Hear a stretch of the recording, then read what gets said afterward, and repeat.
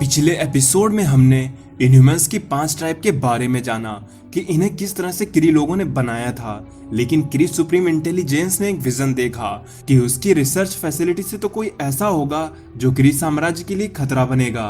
लेकिन इधर black bolt कई दिन से एक लिस्ट पर इनह्यूमन के नाम लिखने में बिजी है, क्योंकि ये नाम उन इनह्यूमंस के हैं जो अब मारे जा चुके थे। जिस वजह से ब्लैक बोल्ट और उन 4 ट्राइब के लीडर की एक मीटिंग होने वाली थी।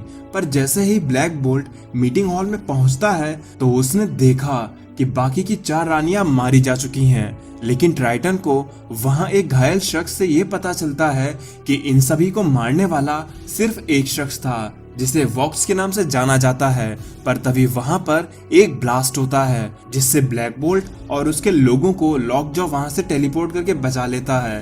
पर अब जब न्यू एटीलैंड पर ब्लैक बोल्ट मौजूद नहीं है तो वहां पर वो डेविल पहुंच चुका है, जिसे वॉक्स के नाम से जाना जाता है। तो गाइस, यही था जो हमने पिछले एपिसोड में देखा था। अब आगे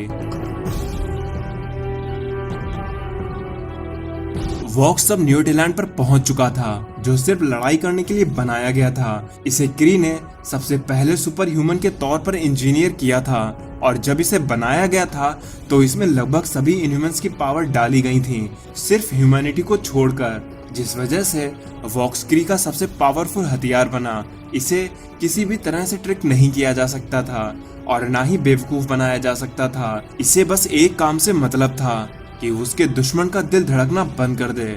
न्यू एटीलैंड के हॉल में सिर्फ चीखें और मरने की आवाजें गूंज रही थीं, लेकिन अब वहां पर सिर्फ एक आवाज बची है, जो कि वॉक्स की है। वॉक्स क्री एम्पायर की आवाज बन चुका था, जिसके बाद वॉक्स एक बड़े से दरवाजे को तोड़कर न्यू एटीलैंड के पैलेस में घुस जाता है, जहां पर उसका पहले से ही मैक्सिमस इंतजार कर रहा था। मैक्सिमस ब्लैक बोल्ट का भाई है, और इसके बारे में आप इतना जान लीजिए कि ये एमसीयू के लोकी के जैसा है, जो कभी कभी अच्छा बिहेव भी करता है तो कभी कभी बुरा भी।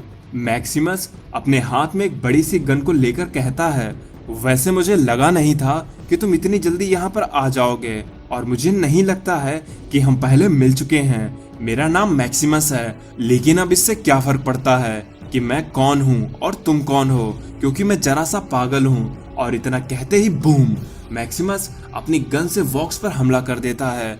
वहीं दूसरी तरफ ब्लैक बोल्ट की शिप पर मेडुसा घायल मेडिकल पॉड में पड़ी होती है, और वहीं पर ब्लैक गगार भी अपनी वाइफ मेडुसा को देख रहा होता है।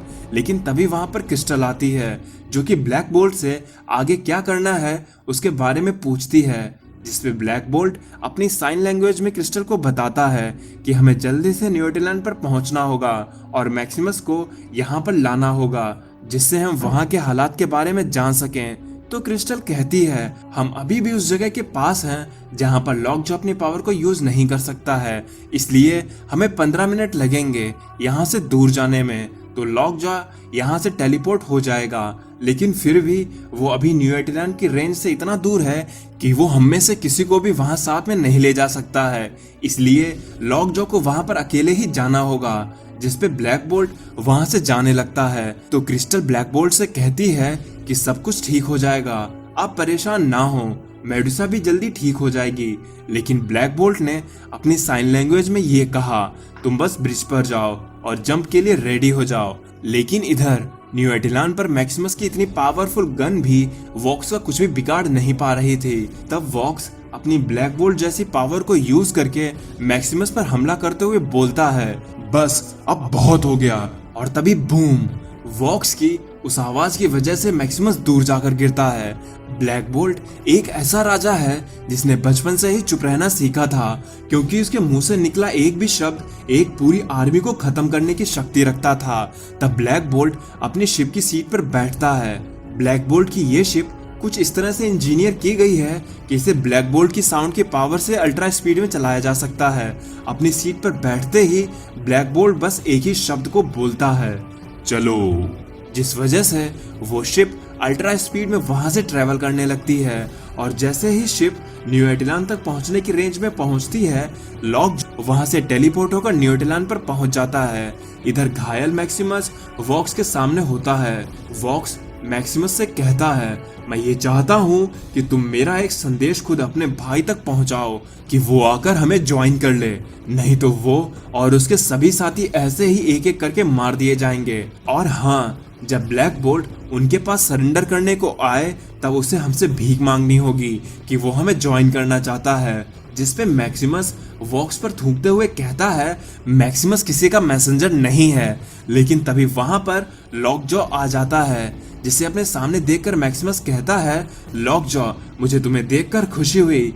तो वॉक्स कहता है, अच्छा तो ये सब ऐसे ही नहीं खत्म होगा, और इसका मतलब ये है कि मुझे ये बात खुद बतानी पड़ेगी। और फिर वॉक्स अपनी पावर से उन दोनों पर अटैक करने लगता है, जिस वजह से लॉकजॉ और मैक्सिमस वहां से वेपोराइज हो जाते हैं। न्यू एटिलान यहाँ पर अब ब्लैक बोल्ट पहुंच चुका होता है। उसका ये शहर, उसका ये एम्पायर किसी मलबे के ढेर में बदल चुका है। किसी भी एम्पायर को बनाने में सदियां गुजर जाती हैं, लेकिन उसे गिरने में बस कुछ ही पल का समय लगता है। ब्लैक बोल्ट अपने लोगों को मरते हुए देख रहा था। उसने अपने एम्पायर को टूटते हुए देखा और ब्लैक बोल्ट इसे रोकने के लिए कुछ भी नहीं कर पाया, जिस वजह से उसकी आंखों में आंसू आ जाते हैं। लेकिन फिर भी ब्लैक बोल्ट अपने मुंह से एक भी शब्द नहीं बोलता है, क्योंकि वो अपने मन में उन सभी वर्ड्स को सेलेक्ट कर रहा है जिसको वो बोलेगा, और जब वो बोलेगा तो सबको चुप होना पड़ेगा।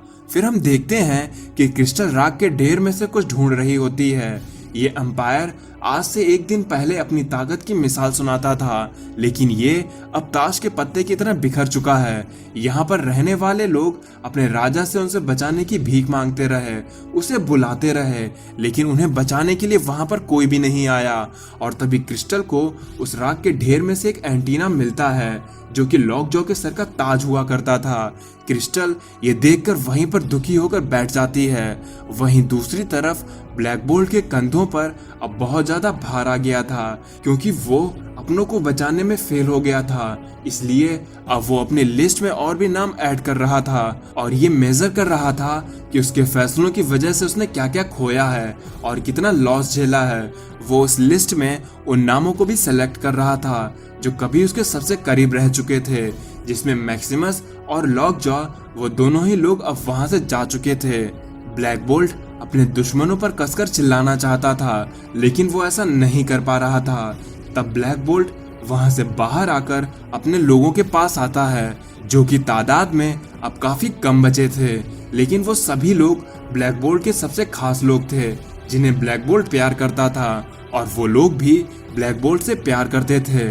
ब्लैक बोल्ट जानता था कि अब वो उनकी मदद नहीं कर सकता है, इसलिए वो बस एक चॉइस को अपनाता है कि अब वो अपने दुश्मनों पर चिल्लाना चाहता है। तो गाइस, क्या अब ब्लैक बोल्ट की आवाज वॉक्स को रोक पाएगी, और क्या सच में मैक्सिमस और लॉकजॉ मारे जा चुके हैं? इन सभी सवालों के जवाब तो हमें आने वाले एपिसोड्स में पता चलेंगे। तो अब मैं चलता हूँ। आपको मेरी वीडियो अगर पसंद आई हो तो इसे लाइक करना, और जैसा भी आप इसके बारे में रिव्यू देना चाहते हैं वो आप मुझे कमेंट में बता सकते हैं। तो अब मैं चलता हूँ। आप मेरी बाकी की वीडियोस एंजॉय करें और खुश रहें।